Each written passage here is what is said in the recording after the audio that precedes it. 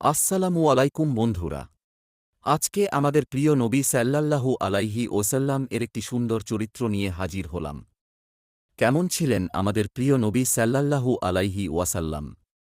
রাসূল সাল্লাল্লাহু আলাইহি ওয়াসাল্লাম যখন সবার মাঝে বসে থাকতেন, তাকে আলাদা করে চেনা যেত না। তাঁর জন্য সবার থেকে আলাদা কোন উঁচু আসন বা চেয়ারও থাকত না।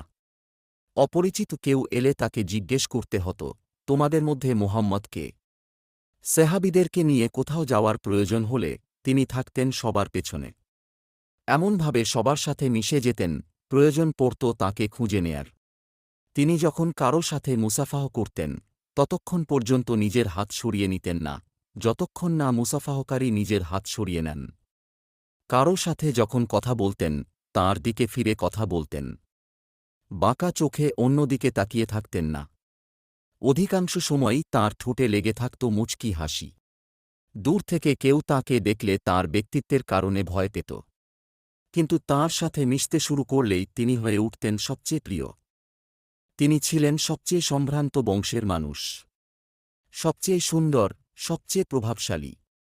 তিনি ছিলেন আল্লাহর রাসূল। তিনি হবেন সর্বপ্রথম সুপারিশকারী।